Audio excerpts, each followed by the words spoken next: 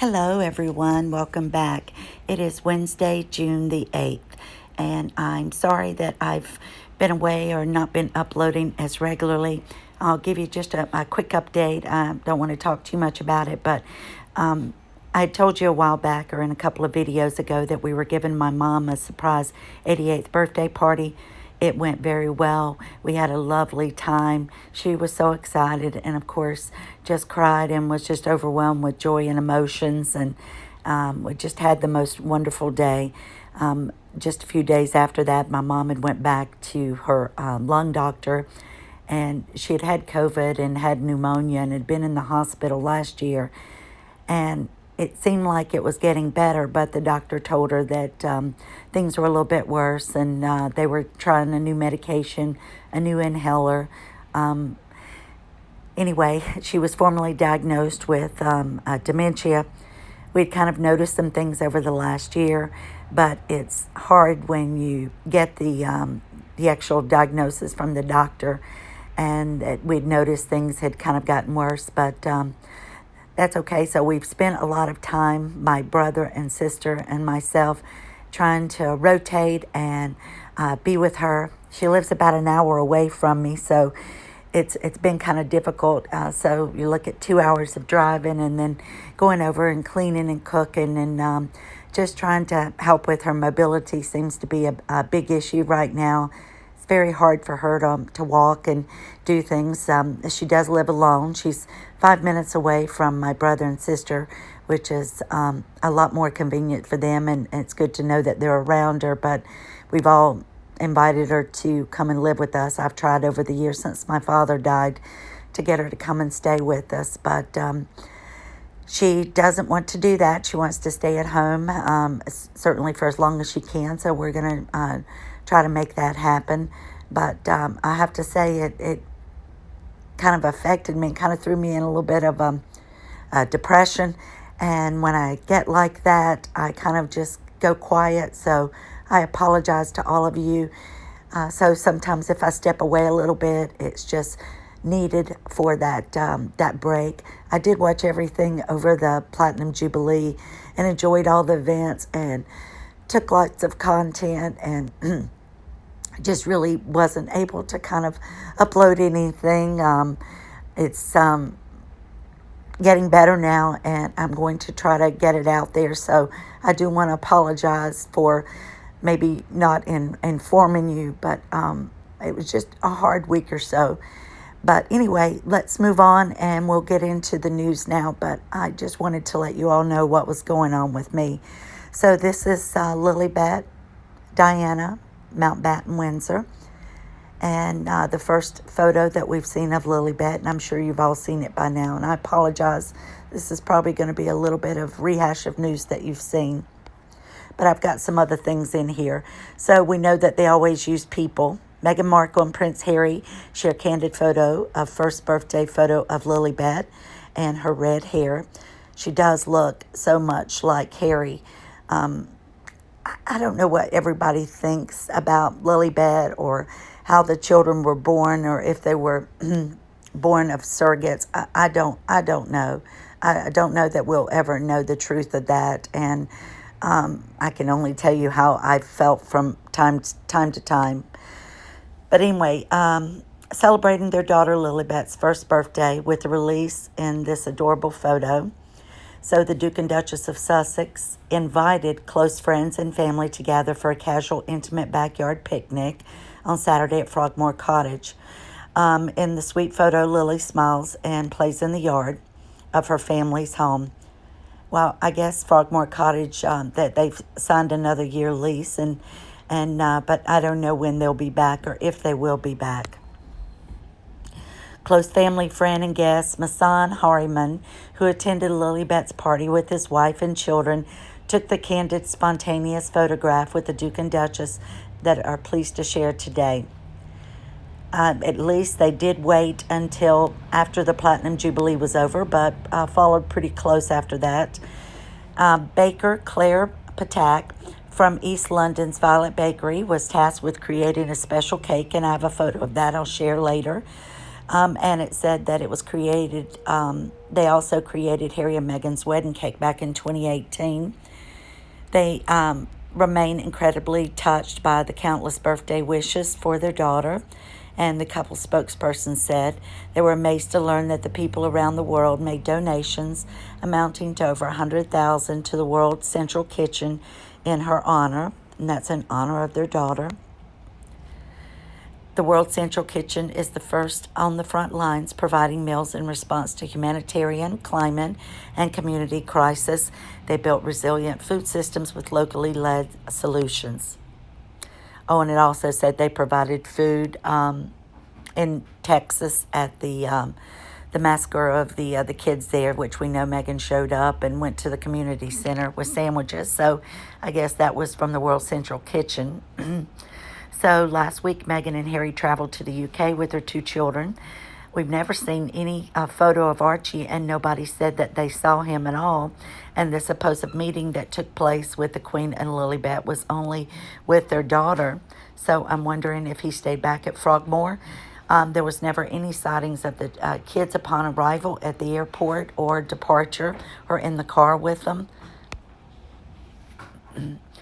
Lily's first trip to the UK. She was born in California. And the trip also gave Lily the opportunity to meet her great-grandmother, Queen Elizabeth, for the first time.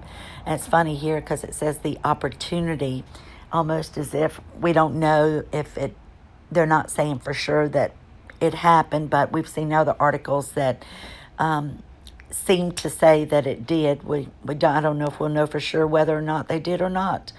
So this was the picture that was taken at the day of Trooping the Colors when Meghan wanted to be in there. And I showed you in the last video that this very photo, or a photo taken right after this where she's holding up her hands, shows a new pinky ring that she wore. And the pinky ring was on the Instagram photo of the jeweler. And it showed Peter Phillips and Zara Tindall's children in there. And it was said that they were very upset that their kids were used, again, exploited children. And she just had to be in there to show this $1,600 hat and the new outfit that she had on. And, of course, to be able to merge and be an influencer. They did not attend the Platinum Party at the Palace on Saturday evening, nor the Platinum Jubilee pageant parade. They had left, and I had found this and had the information, I think before it was even really out there, that they had left Sunday at 1:30 p.m. So they were back at the airport, and that's the time that they had left. And I did do some research on that. So it says, members of the royal family mark Lily's big milestone. Of course, they all put out something on social media, Instagram, wishing her happy birthday with no photos because they didn't have any at the time. Harry and Meghan stopped in the UK for a visit, we know, a while back on their way to the Netherlands. According to a spokesperson, the Duke and Duchess of Sussex invited close friends and family for a casual, intimate backyard picnic. I don't know of any family members that were in attendance from the royal family. I know they've put out articles that there was an olive branch for them, but it would have been difficult for Duchess Catherine, and William, Prince William, to attend it because they were in Wales with the 2 older children, Prince George and Princess Charlotte. And I don't think they would have let Louis attend it on their own. We don't know if Beatrice and Eugenie's children were in attendance, but the Tindalls were attending the Derby, so I don't think that their kids would have went. So I don't know anyone except the photographer, his wife, and their granddaughter that was there, and then Lindsay Roth, which was her friend from college, who was also there, who had flown over with Daniel Martin, the makeup artist, prior to Harry and Meghan arriving. So I wanted to look at the Christmas photo. And here, when I look at this, and I'm not going to go into conspiracies, but to me, the hair looks dark. It looks like it would have dark black hair, the color of Meghan's. And there's a close-up again. I wish we could see the eyes. And this is Lilibet. So I don't know how the hair went from dark to this strawberry blonde. And I don't know how this works in genetics, but I would think that even having African-American heritage, that the texture of the hair would be a little different. Most biracial children that I've seen do not have the texture of hair from the white. Most of it is biracial. So we'll just let everybody decide what you want to decide on that. She's a beautiful little girl. One of the things that I've noticed is she has a lot of teeth, and she does appear, I wish we could see her standing up or walking, appear to be older than 1 year of age. So when you look at a 1-year-old, some of the milestones, they would just be saying mama, dada, and starting to walk. They learn to mimic their parents. But one of the things that I wanted to look at is, if you're looking at a child at their first birthday, the number of teeth that they would normally have would be 2 to 4 teeth by the time they're 1 year of age. And I can definitely see 4 teeth up top, 2 at the bottom, which it looks like there's 2 more that are not as tall. So I'm thinking that she has 8 teeth. So when you see the 4 across the top, normally they would have the 2 up top, 2 at the bottom. And if you look real close, you can see that there are, on the lower level, a tooth on each side of the 2 front teeth.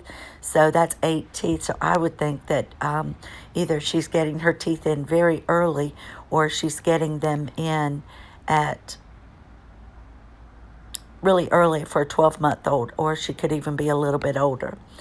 And this is the photographer. He was also the wedding photographer, took pictures at their wedding party or reception, Misan Harriman. And I wanted to take a look at him.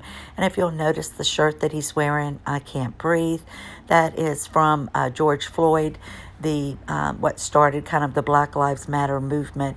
He was the man who was killed from the officers having him pinned down with their knee on the neck, and started a lot of riots and a lot of uproar in the United States and around the world.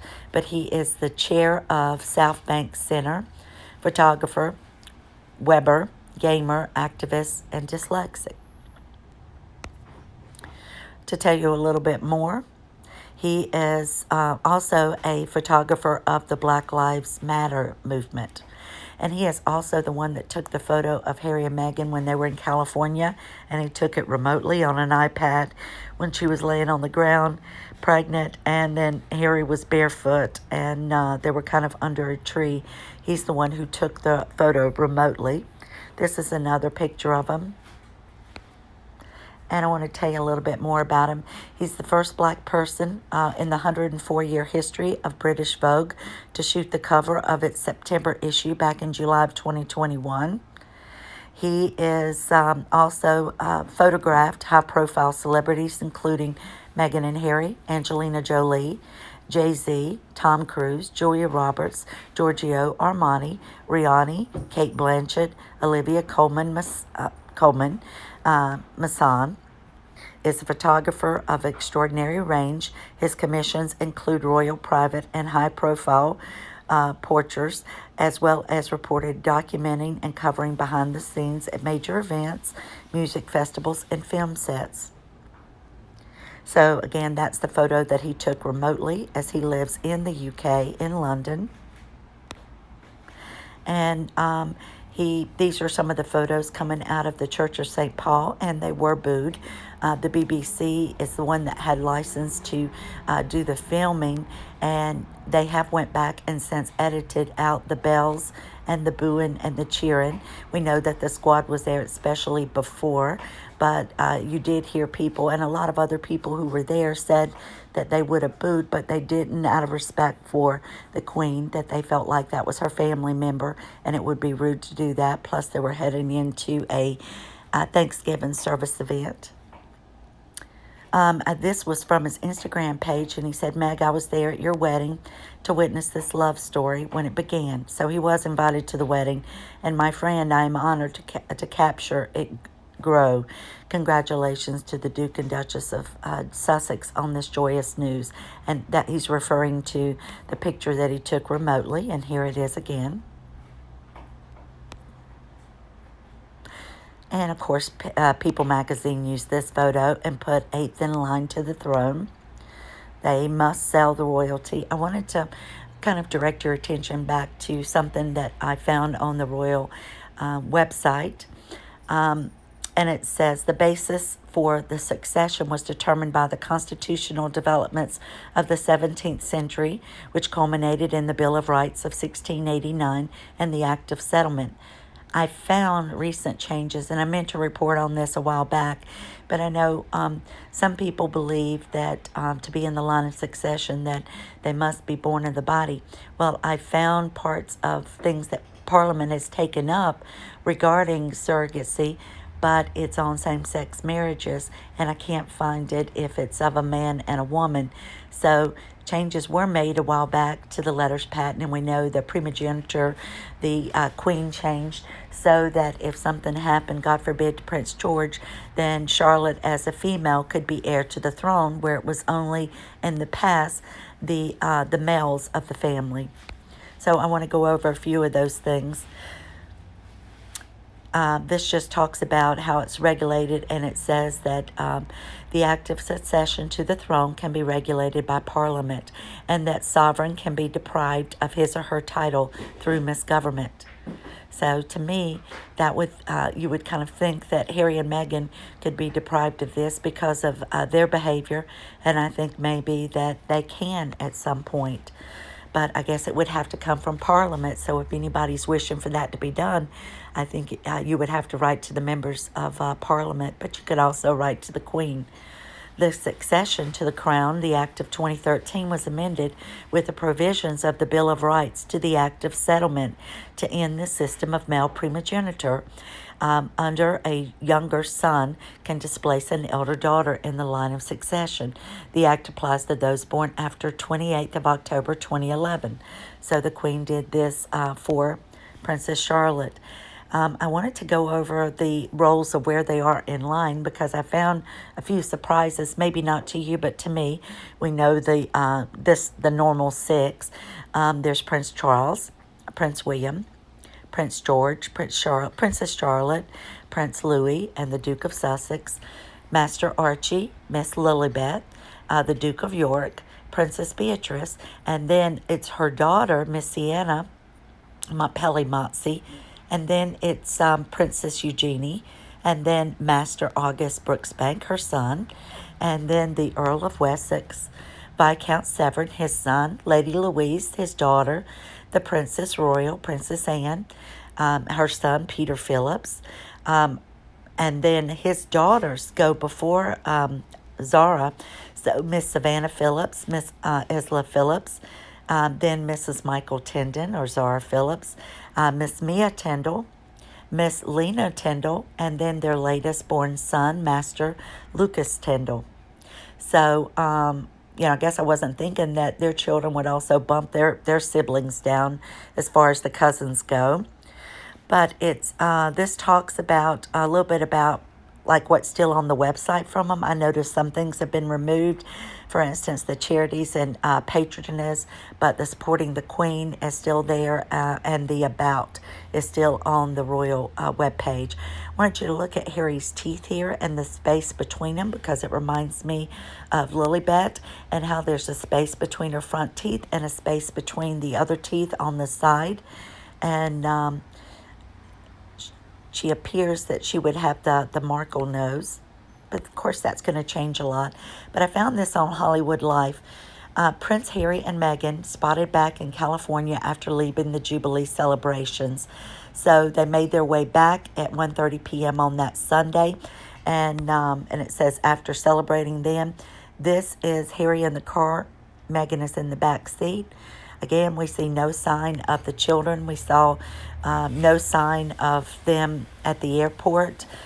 Leaving to get back on the plane, departing the plane, and I just feel that that's strange. Maybe they went back on a regular plane, not sure. And of course, picture of Meghan trying to steal the limelight at the window.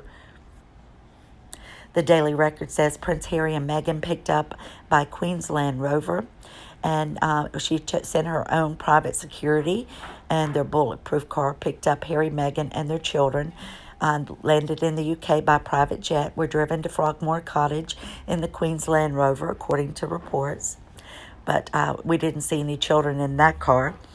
Meghan had been picked up by that. Let's see, first time that they've been back. Let's see, nothing much to say on there.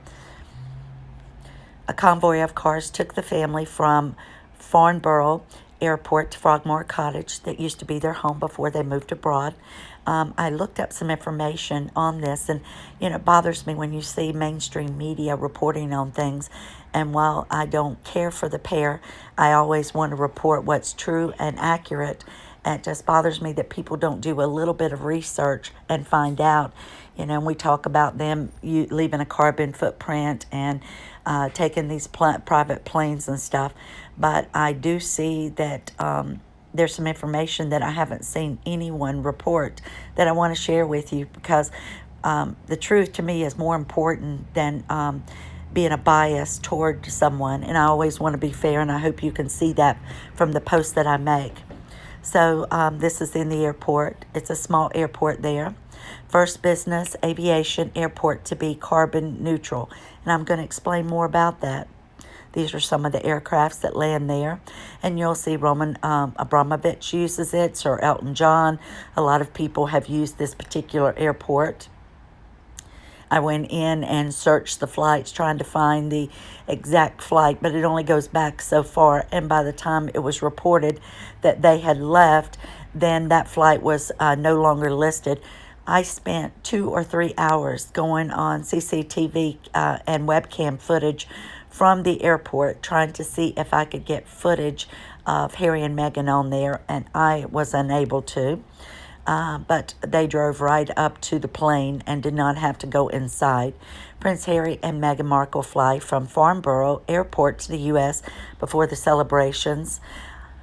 Meghan could be seen laughing and interacting with Savannah Phillips, and Mia Tyndall at the palace. It is believed that the children were some of the guests at the special party.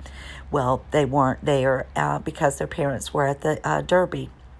So I think it was her friend, her makeup artist. I think it was the photographer, his wife, granddaughter, and maybe just a few people that had come over to be her hairstylist and so forth. I don't think any of the royal family attended because I don't believe they had time that they could. They should have known that these things would be planned out well in advance. And I think it makes it seem like they're trying to extend the olive branch, which makes me very angry, because those are lies, knowing that William and Kate and the rest of the family members are having to take up and do the duties of the Queen because her mobility and her health has not been well. And who are going to do those things but her family? It was also said that Harry had went over to Clarence's house with Meghan and had talked to Charles and Camilla. And I think that they wanted to hash out, or it was said, and I believe that was by Neil Sean, that they wanted to kind of rehash what was said on the Oprah Winfrey show and what they had said and what the palace said. Well, the palace didn't say anything because recollections may vary, But they're like, we don't have time to go through this. There were a million events that they all had to be at, and we're on a very strict time schedule. And I'm sure doing those events from morning to night every day, and then, of course, having children at many of those, that it was very exhausting to them, and they haven't stopped. They've been on events this week. But I wanted to read this, that it said that this was reported here, and I had this up, or had this information, I believe, 3 days ago, that although the Queen is believed to have met Lilibet for the first time, the Sussexes aren't believed to have stayed for Sunday's final celebrations, rather that they left the UK. The Sun reports that the family took a jet from Farnborough Airport at 1:30 p.m. on Sunday. Now, I looked in, when I was looking into the flights and the information of where they would have flown into.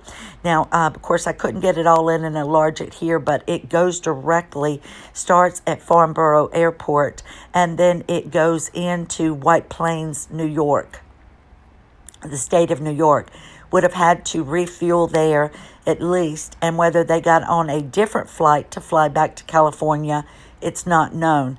I did look for arriving flights and everything coming in there. I could not find any information on it, and I spent hours looking for it. So that plane would have flown in from Farnborough to Westchester County Airport in New York. So it's the first business airport to be awarded carbon neutral status in 2018, made sustainable aviation fuel available to its customers in 2021. This year, Farnborough Airport has introduced electric ground power units and hydro-treated vegetable oil, which reduces net greenhouse gas emissions by up to 90%. So what they're reporting about Meghan and Harry is false, because I took this right from the website. I'm not on their side. I'm just interested in reporting the truth to everyone, and I believe that's the way it should be done. I think integrity matters more than choosing sides. So it says that, furthermore, this summer, Farnborough Airport embarked on, and that was 2021, a $55 million investment program to significantly expand its facilities and operational infrastructure by developing a 175,000 square foot state-of-the-art hangar facility branded the Domus Third. With Domus III, the airport will achieve some of the very highest environmental standards, and the building itself is rated by Bremen, the world's leading sustainability assessment method for infrastructure and buildings. So it would seem as though that Harry is trying to use other means that are carbon friendly in what he's doing. So I will give him that credit there. But to me, I guess this is the same girl. It's the eye shape. That's from the Christmas photo. And the skin coloring, I wish we could see the nose from the side, but it appears that that is the same little girl. Now, let me skip over. So this goes back to Parliament. And this is called Hansard Parliament UK. And it talks about the letters patent and some of the changes that have been made. And it says a marriage is a royal marriage for the purposes of establishing the claim of a person to succeed to the crown as heir to the body, if that marriage is a marriage between a man and a woman.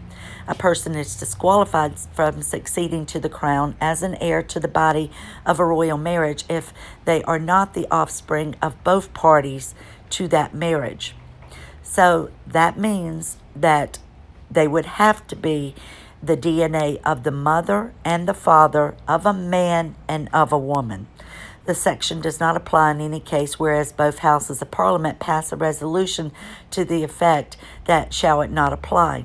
So this went on, and I read page after page, and I'm just going to summarize this.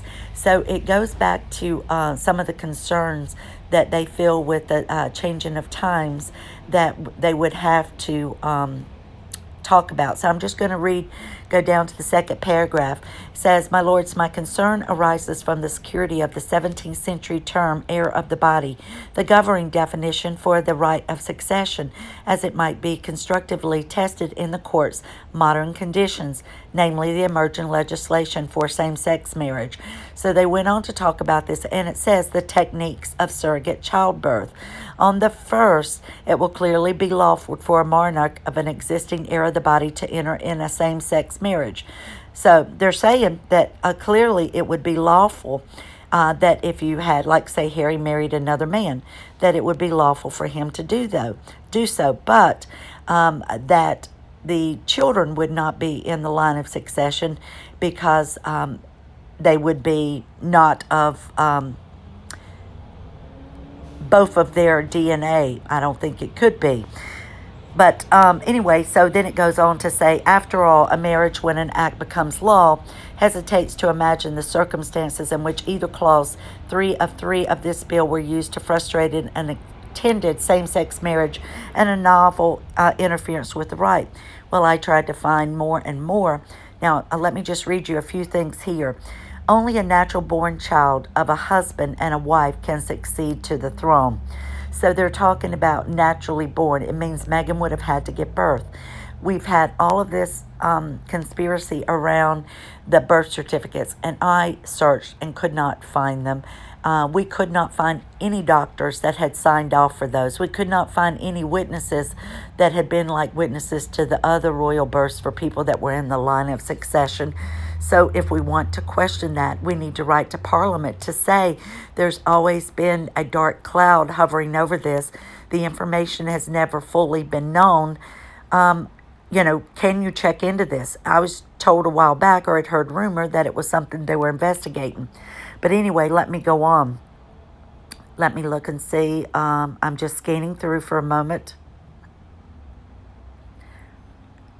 It has always been understood to be the position. Those words would also exclude any claim to becoming a monarch made in the future by a child born of a queen, an heir of the body of a queen, who was not engendered by the sperm of a consort, even though that would be their heir might be from an egg of the queen, carried by the queen. See, carried by the queen and born of the body of the queen in a lawful same-sex marriage. They're talking about there. Why it doesn't go out to spell and say, of a man and a woman, I don't know. They felt like that this was more important to talk about same-sex marriages. Now, so I'm going to skip and go over because that's all it talks about there. Oh, wait. In this letter to me, my noble and learned friends, it talks about the right to succeed is not a family right, but a property right or a civil right. Let us hope that this is so, although it is territory into which I am not qualified to go, he further argues. However, by citing to me the Human Fertilization and Embryology Act of 2005, that an heir of a queen's body alone could not succeed. I raised this, so it's saying that an heir of her body, meaning if she gave birth to a child, but it was not her DNA, it was the eggs of another woman, they could not succeed to the throne. I raised this in committee and referred to it as being potentially less than conclusive as a defense of the definition of heir of the body, given the nature of the drafting of the statute. And the relevant section refers to any dignity or title of honor. So I don't think that without proof that Archie and Lilibet will ever be able to have a title, because they cannot be granted that dignity or title of honor if it cannot be proven that it was Meghan's egg and Meghan's body that gave birth. That's my interpretation. If you read it differently, please let me know. The words of honor went out to lead my noble friend's letter, although I think they are significant, as by my interpretation, honor is surely something that flows from the crown. My noble and learned friend also argues that a lesser dignity must surely encompass a greater dignity. Again, I am not qualified to answer that question, but clearly removal of any doubt as to whether the crown is encompassed. And it may be that these occasions seem remote. As history shows, nothing is ever certain. In committee, I raised the estate case, a challenge for legitimacy by the son of Queen Victoria's uncle, the Duke of Sussex. How ironic. This was Queen Victoria's uncle, the legitimacy of his son, as an example of a would-be royal having recourse to the law.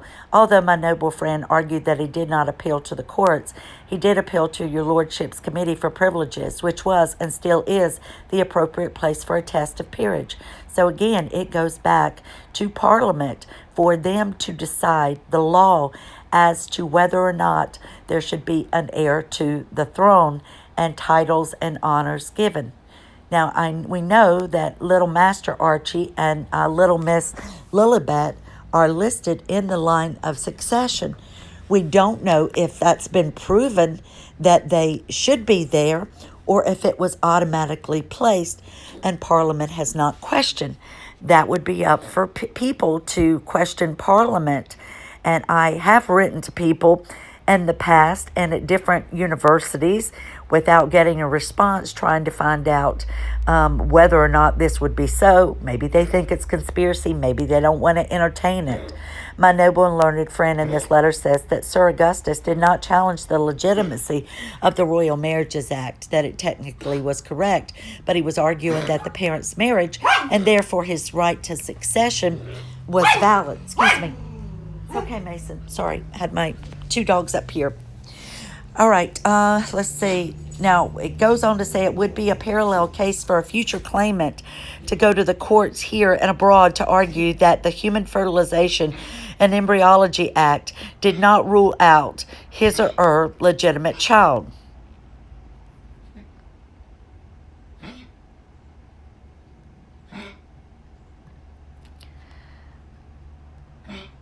I'm going to read this again. That is technically correct, but he was arguing that his parents' marriage and therefore his rights to succession was valid. So I don't know if they deemed his child legitimate or not at the time. It's funny that he happened to be the Duke of Sussex, too. How ironic. The bill will maintain the position under the Adoption Act and Human Fertilization and Embryology Act of 2008. Referred to above. It will not change the way the crown or titles, not and but, or titles, or dignities descend. It seems to me that betrays the fact that it is a separate concept. It is not contained in that definition. Therefore, I ask my noble and learned friend to consider before third reading putting into words of my amendment, which would clarify this beyond doubt. Even if my noble and learned friend and the government think this is unnecessary, like him, if I embrace the lesser and the greater, it is still not harmful. If they are wrong and we are right, it needs to be done.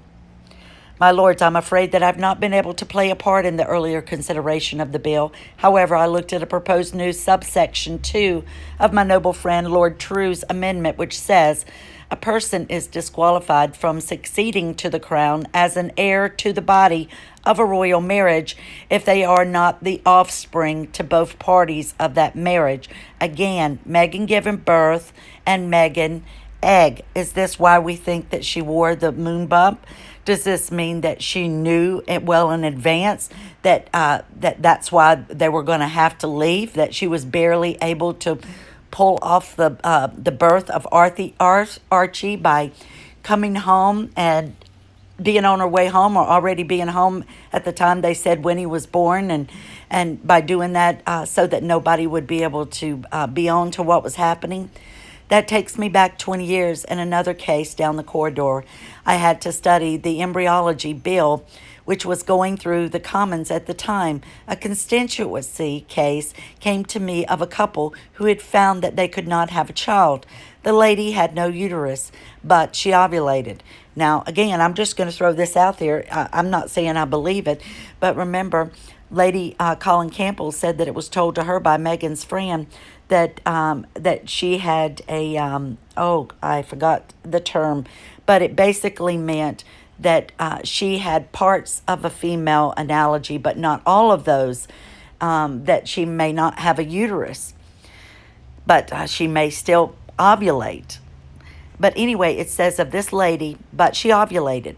They therefore found a surrogate mother and had the egg from the wife, which was fertilized. So we know that Meghan had her eggs fertilized back before or when she was in Toronto by the husband, implanted into the surrogate mother. In this case, the surrogate mother gave birth to twins.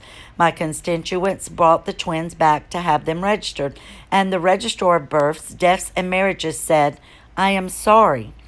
Although the surrogate mother had used the egg from your wife and the sperm from the husband, which was fertilized by the husband, and then implanted into the surrogate mother. In this case, the surrogate mother gave birth to twins. My constituents brought the twins back to have them registered, and the register of births, deaths, and marriages said, sorry, although you are the genetic parents of these children, you are going to have to adopt them. So that would have meant if Meghan didn't give birth, she would have had to adopt Archie. How is she going to do that when surrogacy was considered illegal in the UK? How is she going to adopt him in the UK? How is that all going to be done? If that's in fact what was done, I don't know. And I don't know if it will ever be proven. I don't know if Archie and Lilibet are both from the DNA of Meghan and Harry. I can't say 100% if Meghan gave birth or she didn't. I don't know. There's so many questions around it, but I would like to know. I think we would all like to have this explained, but are we entitled to know? I don't guess so. But I would think Parliament would need to know. And if we have questions, that's who we would have to write. Members of Parliament, there's going to be some that would be against that and others that would say it is a question that needs to be looked into. I would think the royal family would probably keep quiet about it and not want to bring it up because it would create a whole new thing. But maybe in the future that's going to be done. Since it's been shown to us now after this, the Platinum Jubilee, that Harry and Meghan are more out than they realize, maybe some of these things are going to happen, and maybe we have to write to the members of Parliament to say that we question this, that we know that there are these laws on the book for a reason. But if everybody else's birth certificate and forms were signed by the obstetricians who delivered and the surrounding obstetricians or people as part of the Queen's staff or whoever would look at those things have witnessed, then why can't they find proof that Harry and Meghan, why will they not give that proof over? Meghan's always talking about having receipts, just like she had receipts of the racist family member. She's never produced one single receipt of what happened in that Oprah sit-down, but I digress. Let me get back. So it says, they said, don't be so stupid. We are the genetic parents. Why should we have to adopt our own children? That was an anomaly that I took up and caused that bill to be changed with the help of my right honorable friend, Kenneth Clark. Are these people still in Parliament? If it is, we should write to them. Who was the Home Secretary at the time? The change meant that in a case such as that, if an application were made to the High Court, a judge could deem that parents of children who were the genetic offspring of these parents were full parents by an order of the judge in the High Court. Is that what was done with Archie? Is that because it's all closed and we'll never know? Was he adopted and a judge approved it? That, as far as I understand it, is still the law. If she did not give birth, she would have to adopt him. Archie was born in the UK, or at least that's what we think. Maybe he was born somewhere else and brought back to the UK and said that he was born in that hospital, and that's why no birth records can be found. We don't know where he was born. Maybe he was born of somebody in another country where the DNA of the parents determines the mother and father and not the parent's surrogate. In the United States, if you are a surrogate, you are not deemed the mother and father. The mother and fathers whose DNA is used are the parents. So, therefore, they do not need to do an adoption. These are things that we would like to know. I say we need to know. We don't need to know them. We would like to know them. Are we ever going to know? I can't say with any certainty. If we wrote to the palace and said that there's these questions, and with all this conspiracy, if they were willing to give out the information, it would clear up a lot of things that go around about Harry and Meghan. Maybe nothing's done because they're so far down in the line of succession that they don't think Harry would ever take the throne, or Harry's children. Maybe that's why they're listed there without a title, because it's not the true line of succession, even though it's listed on their royal website. Oh, goodness, now I've went down. Let me see if I can find which page I was on.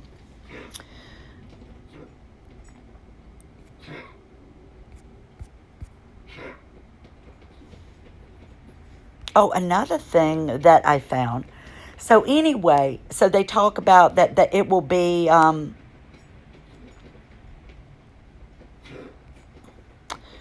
it should be brought up in the future, but I cannot find any update where it has been brought up. Perhaps if people write to them, then that's something that could be done. Let's see, they also talked about, there was another issue here.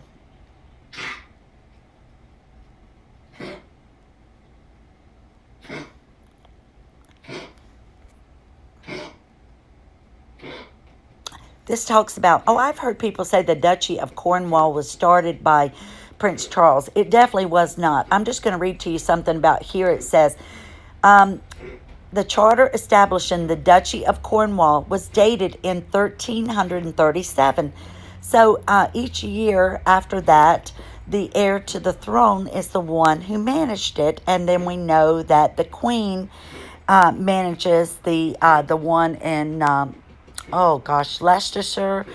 There is a duchy there that she has always managed. So it says, and it is in Latin. He has kindly given me a 14-page transition, which I will not read out, but the minister wants a copy. I'll be pleased to give you one. If I am king and I have two sons, son A and B, like William and Harry, A would be the Duke of Cornwall. That means William. If A dies before becoming king, making B the heir apparent, B would be the Duke of Cornwall. I don't understand how Camilla is the Duchess of Cornwall and Charles remains the Prince of Wales. Wouldn't he be, they be the Duke and Duchess of Cornwall? But we know the heir apparent to the throne gets the title Duke of Wales. So I've always found that curious why he doesn't hold both of those titles. And we know that they didn't want to give Camilla the Duchess of Wales because of Princess Diana. They did that out of respect for the boys.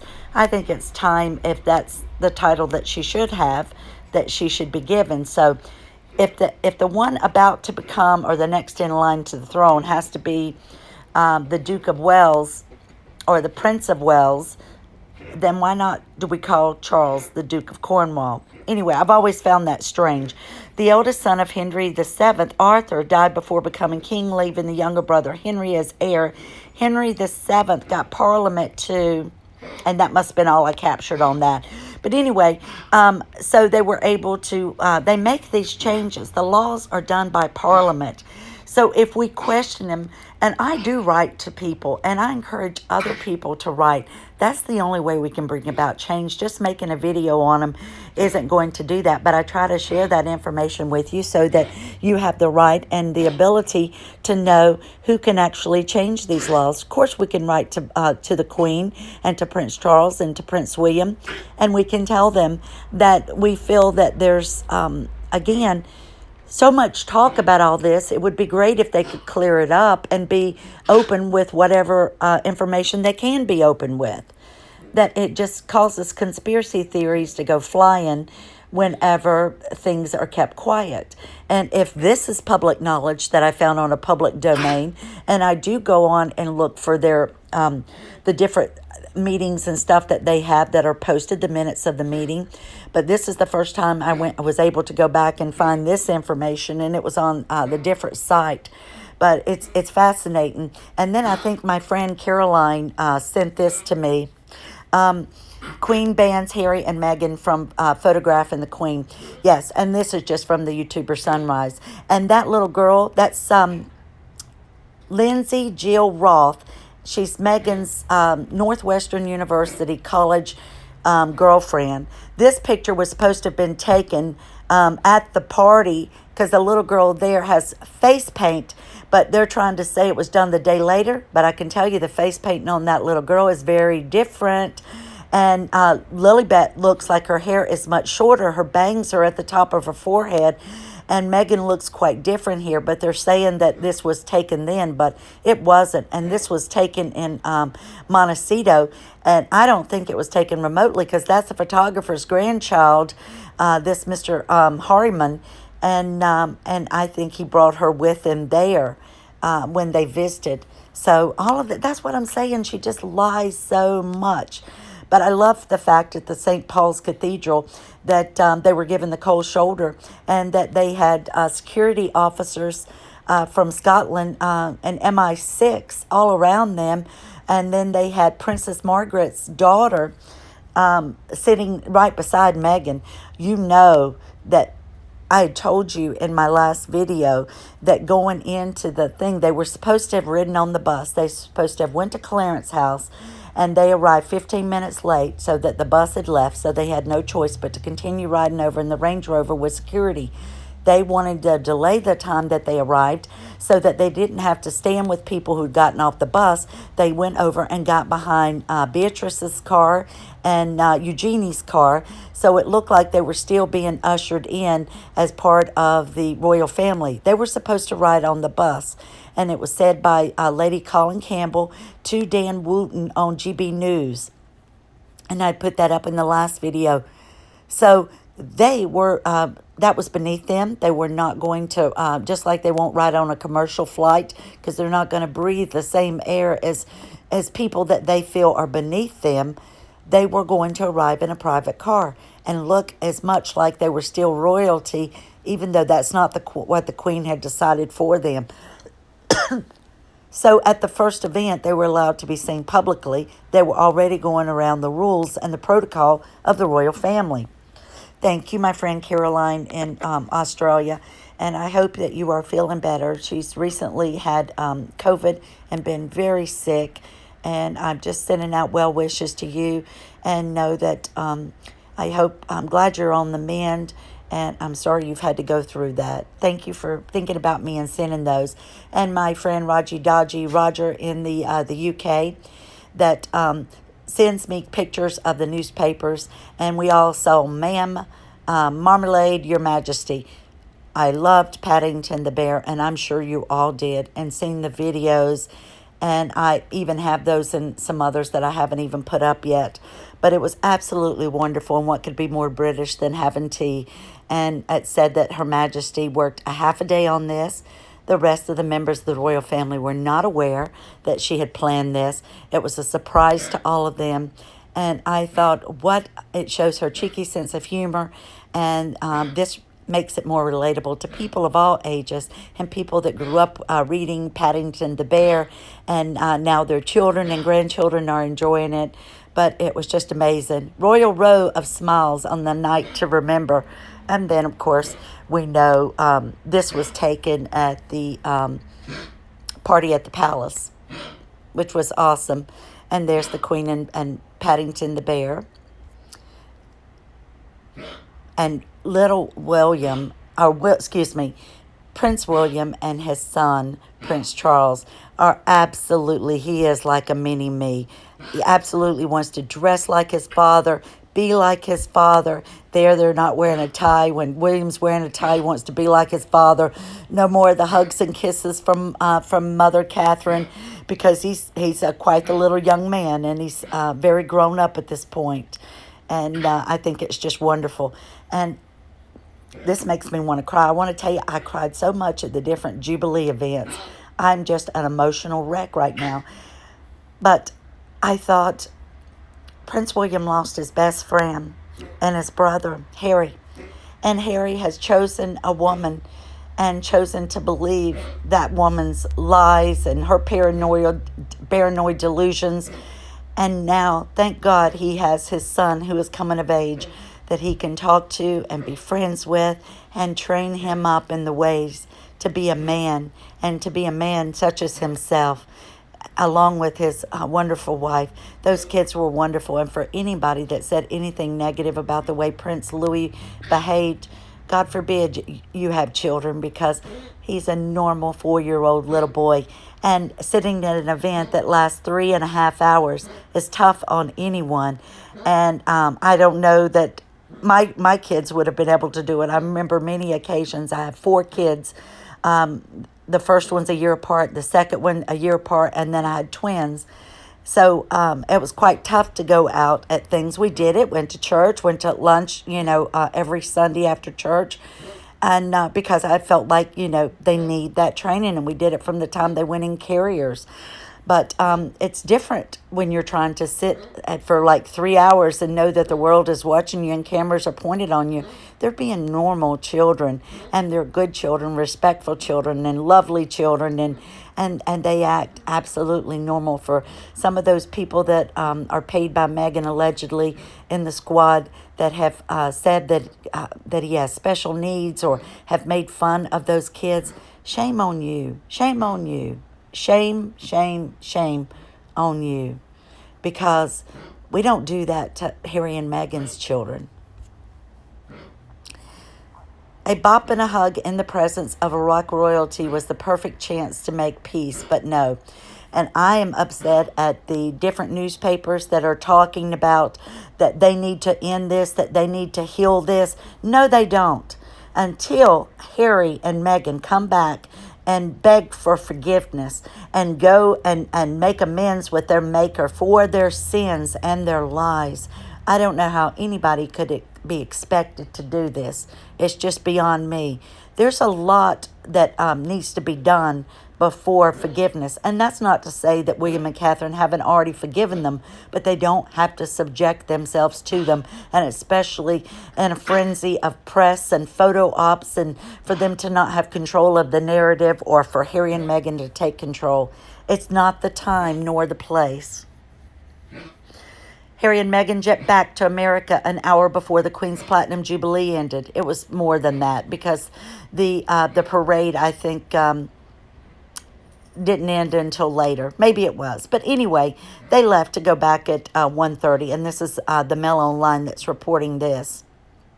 It was said by Angela 11 that Harry was so furious at the way they were taken in and the way they were seated on the opposite side of his father and his brother and their spouses, that they were supposed to go to the Guildhall to the luncheon, and they had royals going in the different rooms so that there would be a royal attending each dining hall event.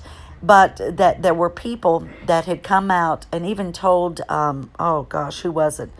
Piers Morgan, I think, or Lady C, that Harry and Meghan were supposed to be in their room, but we know after they left the church, they were such petulant children that Harry told the driver to take him back to Frogmore. They would not go to the luncheon.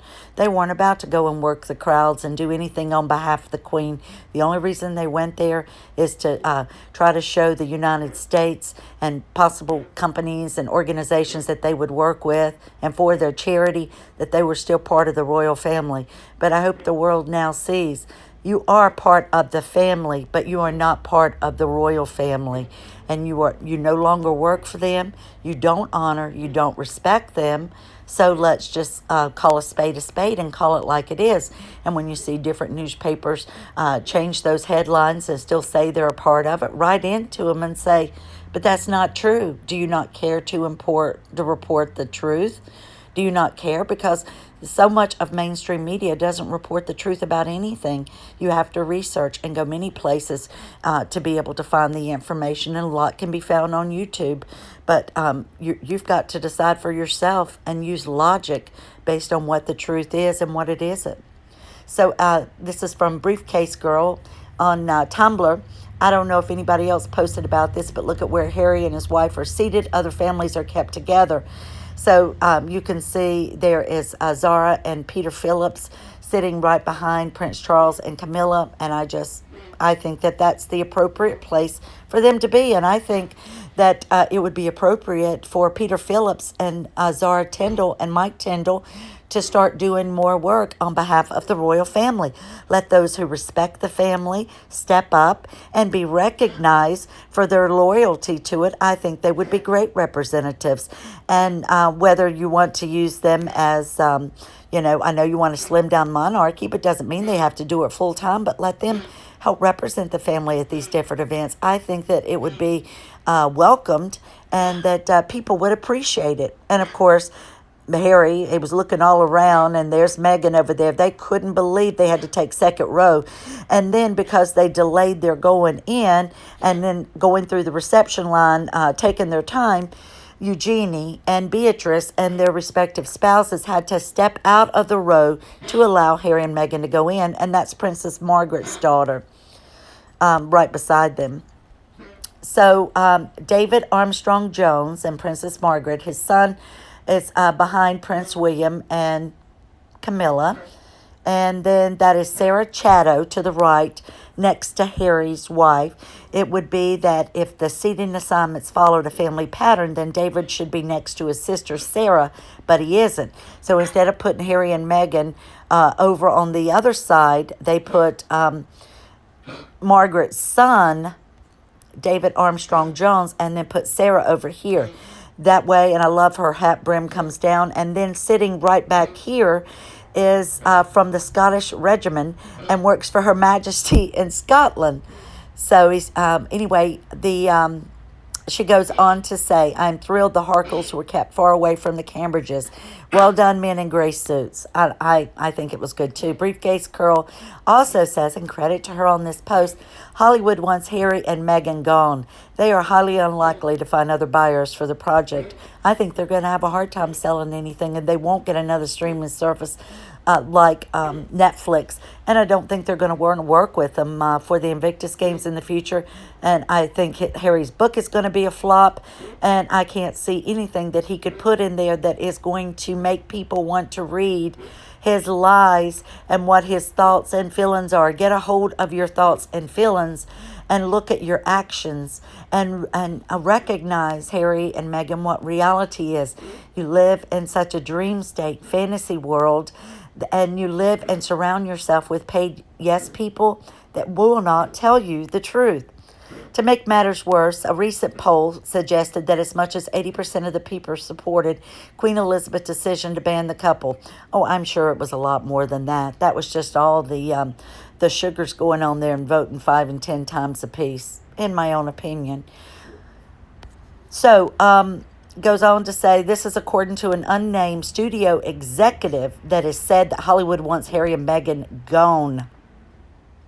The news arrives on the back end of Meghan Markle seeing her cartoon series Pearl being canceled by Netflix. They've all had it with them. These people come in and act like they're producers, executives, podcasters, charity foundation owners, product influencers. They're nobodies. And when we start treating them like nobodies, then the rest of the world will too.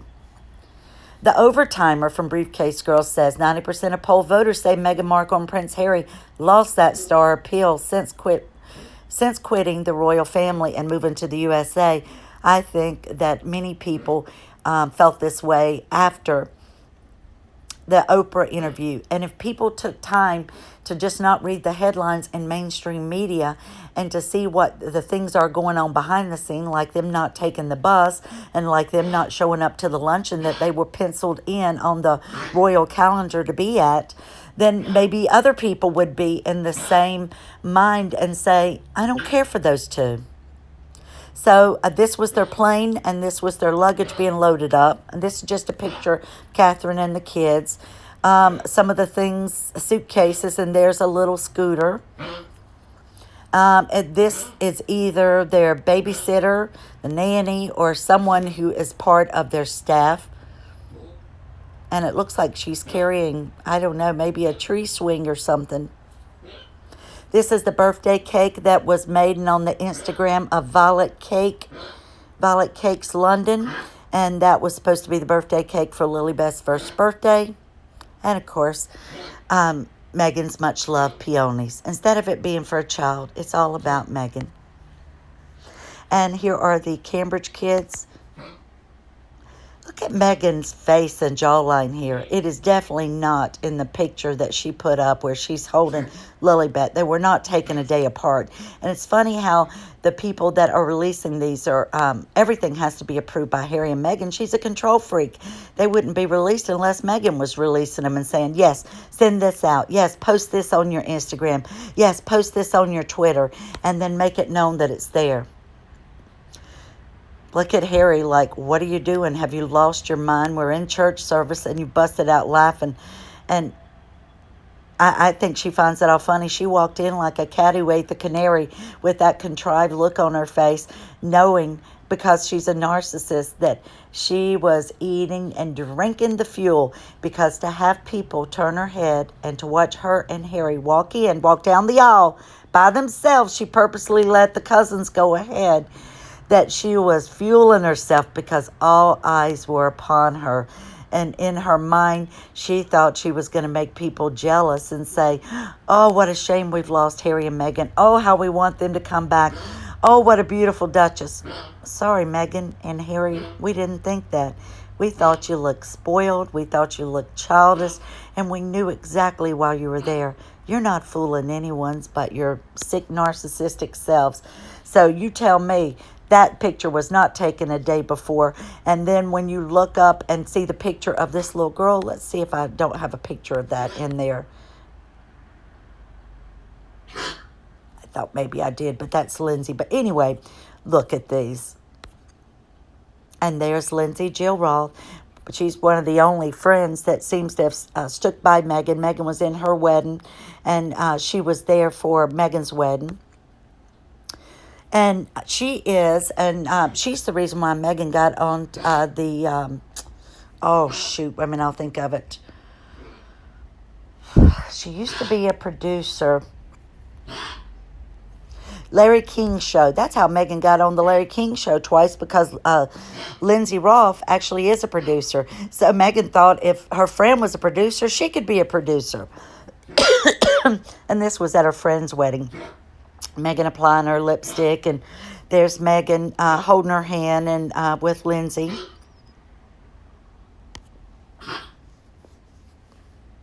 And of course she's going to defend her. And this is the one who released the photo. And then the photographer released the photo of Lily. Nothing's done without Meghan. And this is the guy who was sitting behind Meghan and Harry. And he is part of the Scottish regiment of Her Majesty the Queen. And I think that it's very appropriate he was sitting behind them. So if Harry were to cause any kind of ruckus or to do something, and also he could listen and see what they were saying and watch over them. For any of us that have any time have felt that Her Majesty should do more, she's definitely showed us she was playing the long game. And this carefully orchestrated Platinum Jubilee has shown the world and Harry and Meghan just where they fit in with the royal family. That they are a much-loved family member, but you're no longer part of the limelight, and you're no longer a working royal, nor will you be treated as such. So they'll probably never go back. And then, of course, Harry and Meghan extended the olive branch. There he is sitting behind them, and he was watching them closely. Poor Harry, he was pouting. Meghan with the fake facade and grin on. Unbelievable. Unbelievable. So anyway, that is it for this. We've talked about a lot, and I think this has probably went on for about an hour. So please let me know your thoughts. What do you think about Lilibet? What do you think about the line of succession? I want to thank you all for watching. My disclaimer is in the description. And please bear with me as I work to get this content up for you. And I probably should have broken it up in segments, but my mind is just not in the right headspace right now. So I'm just trying to get it out there. And please forgive me for that. I hope everybody is doing well, and I was so impressed by the Jubilee events and the British people, and you have so much to be proud of, and I'm so in awe of your queen and your royal family, and have so much respect for them. And I do hope that she will get her mobility will improve, and she'll be able to go out and greet her people again very soon. And we'll just keep on reporting what's out there, and news is flying now, which of course we knew it would when Harry and Meghan got back, or before they even landed, about Harry and Meghan and trying to make them look like victims and trying to resurrect their image as best they can, which I don't think it's going to be possible. But I'll be back with you soon, sending you all much love, wishes, and prayers, and hope everybody is doing well. Thank you for watching. Don't forget to like and subscribe, please, and share with someone